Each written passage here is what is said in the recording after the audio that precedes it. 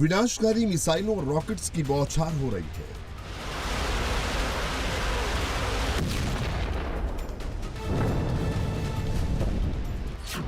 Aerial guided glide बमों की बारिश हो रही है।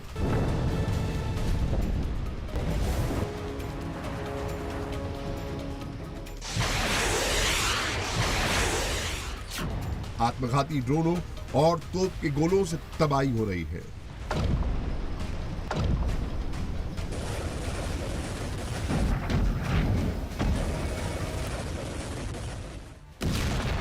शांति की तमाम कोशिशों के बावजूद रूस यूक्रेन युद्ध करीब 4 साल से जारी है, जिसमें दोनों ही ओर महाविनाश हो रहा है।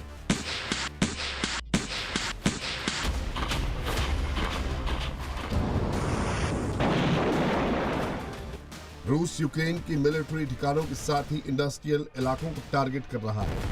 एनर्जी इंफ्रास्ट्रक्चर के अलावा फ्यूल स्टेशनों को तबाह कर रहा है।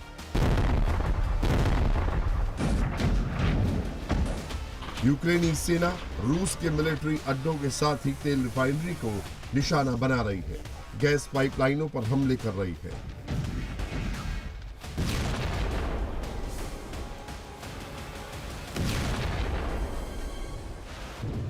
महाजंग के बीच रूस का यूक्रेन फतेह अभियान जारी है।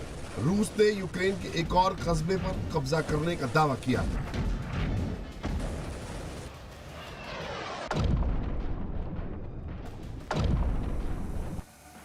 ये पूर्वी यूक्रेन के निप्रोपेत्रोवस्क का इलाका है। रूसी सेना ने यहां बहुत बड़ा हमला किया है। पुतिन की सेना यहां मोर्चे पर मुस्तैद है। फटाफट हथियार लोड किए जा रहे हैं। तोपखानों से दनादन गोली दागे जा रहे हैं। दुश्मन के अहम ठिकानों को तबाह किया जा रहा है। मल्टीपल लॉन्च रॉकेट सिस्टम से टारगेट को निशाना बनाया जा रहा है। बारूदी बवंडर से पूरा इलाका धुआं धुआं हो रहा है। भारी तबाही हो रही है। तबाही के बीच रूस ने निप्रोपेत्रोवस्क के गेरासिमोवका शहर पर कब्जे का दावा किया है।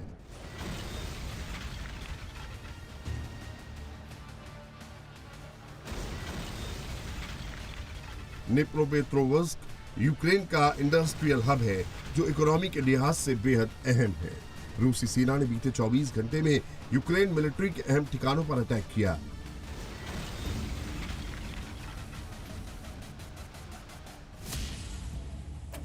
यूक्रेन के ट्रांसपोर्ट इंफ्रास्ट्रक्चर, ड्रोन असेंबली और टेस्ट सेंटर, लंबी दूरी के हमलावर ड्रोन बनाने वाली फैक्ट्रियों को तबाह किया। तबाही के बीच रूस के राष्ट्रपति व्लादिमीर पुतिन ने चेतावनी दी है कि अगर यूक्रेन को लेकर शांति वार्ता नाकाम रही तो रूस यूक्रेन में अपने नियंत्रण वाले इलाकों का और विस्तार करेगा, यूक्रेन में और जमीन पर कब्जा करेगा।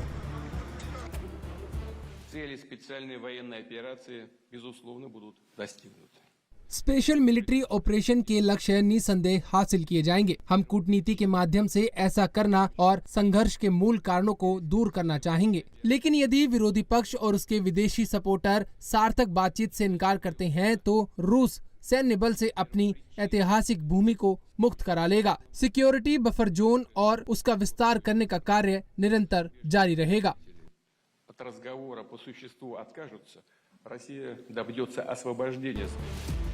राष्ट्रपति पुतिन का यह बयान ऐसे समय आया है जब यूक्रेन युद्ध को खत्म करने के लिए इंटरनेशनल लेवल पर प्रयास तेज हुए हैं। अमेरिका, यूक्रेन और यूरोपीय देशों के बीच सुरक्षा गारंटी और सीमाओं को लेकर बातचीत चल रही है।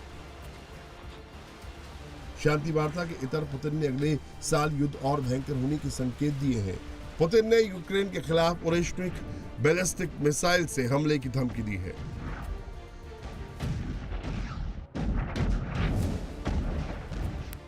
इस हमले के आखिर तक रूसी नेवी के बेड़े में खतरनाक ओरेशनिक मिसाइल को शामिल करने की बात कही है। पुतिन की इस धमकी से यूक्रेन में खलबली मच गई है। ज़ेलेंस्की को महाविनाश का खतरा सताने लगा है।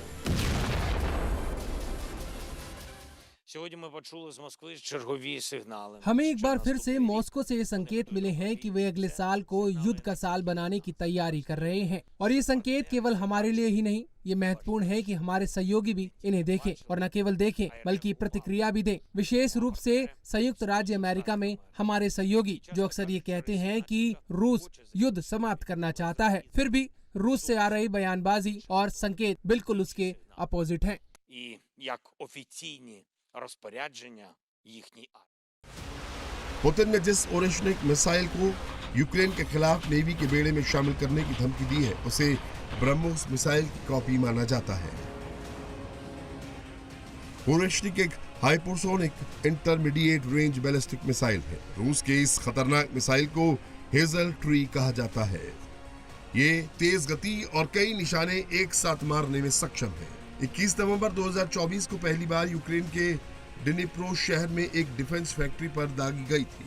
रूस का दावा है कि ये मिसाइल पश्चिमी डिफेंस सिस्टम को भेज सकती है।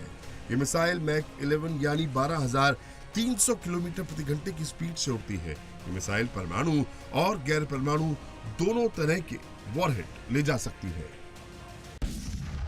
तबाही की ये तस्वीरें उत्तरी यूक्रेन के सूमी प्रांत की हैं। ड्रोन अटैक से एक फ्यूल स्टेशन को उड़ा दिया गया है। हमले के दौरान ड्रोन अटैक की लाइव तस्वीरें देखिए। ड्रोन उड़ते हुए फ्यूल स्टेशन के पास आता है और टारगेट पर सटीक हमला करता है। ड्रोन के सटीक हमले से फ्यूल स्टेशन में बड़ा धमाका होता है। आग के गोले के साथ ही फ्यूल स्टेशन तबाह हो जाता है। रूसी सेना ने लेसेंट कामिकेज ड्रोन से यह हमला किया। कामिकेज ड्रोन गाइडेड मिसाइल की तरह काम करता है और दुश्मन के टारगेट पर सटीक हमला करता है। रूस द्वारा जापोरेजिया और आसपास के इलाकों पर ग्लाइड बम गिराए जाने के बाद कम से कम 29 लोग घायल हो गए। तबाही का यह मंजर दक्षिणी यूक्रेन के जापोरेजिया का है। रूसी सेना ने यहां ग्लाइड बमों से भारी तबाही मचाई है। जापोरेजिया और आसपास इलाके में रूसी सेना ने ग्लाइड बमों से ताबड़तोड़ हमला किया है, जिसमें भारी तबाही हुई है। रूसी हमले से कम 29 लोग घायल हो गए हैं, जिसमें 5 बच्चे भी शामिल हैं।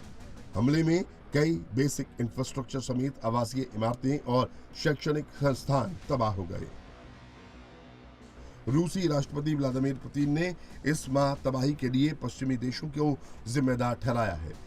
शांति वार्ता के बीच यूरोपीय देशों पर युद्ध को भड़काने का आरोप लगाया है। Деструктивные силы на Украине при поддержке Запада 2022 में युद्ध की शुरुआत हमने नहीं की थी, बल्कि यूक्रेन में मौजूद विनाशकारी ताकतों ने की थी, जिन्हें पश्चिमी देशों का समर्थन प्राप्त था। असल में इस युद्ध को पश्चिम ने ही भड़काया था। हम तो बस इसे खत्म करने की कोशिश कर रहे हैं। जैसा कि आपको याद होगा, हमने पहले मिन्स्क में बातचीत के जरिए शांतिपूर्ण तरीके से इसे खत्म करने की कोशिश की थी, लेकिन फिर हमें सैन्य हस्तक्षेप करना पड़ा, क्योंकि हमें ये एहसास हो गया कि हमें धोखा दिया जा रहा है। включить и военную компоненту, потому что поняли, что нас обманывают. यूक्रेन में तबाही मचाने के लिए पुतिन ने अपनी सेना को खुली छूट दे रखी है और रूसी सेना भी खासकर पूर्वी यूक्रेन में भारी तबाही मचा रही है।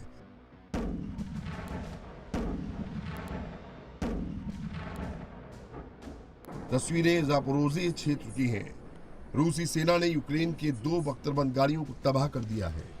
रूसी सेना ने लेसेंट कामिकेज ड्रोन से दुश्मन के टारगेट पर सटीक हमला किया है।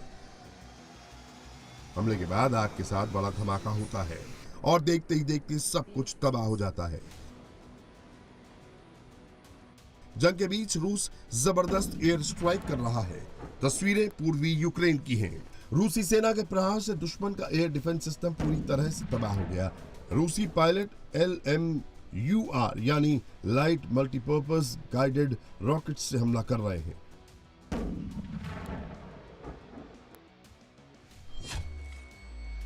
रूसी हेलीकॉप्टर से लॉन्च की जाने वाली सटीक गाइडेड मिसाइल है। इसका इस्तेमाल दूर स्थित टारगेट पर हमले के लिए किया जाता है। बख्तरबंद गाड़ियों बुनियादी ढांचों के लिए बेहद असरदार है। हर मौसम में इसे दागा जा सकता है। जंग के बीच तबाही की तस्वीरें यूक्रेन के ओडेसा की हैं। रूसी ड्रोन हमले में एक आवासीय इमारत धुधुक कर जल रही है। हमले से इलाके में जानमाल का भारी नुकसान हुआ है। फायर ब्रिगेड समेत रेस्क्यू टीम राहत और बचाव में जुटी है।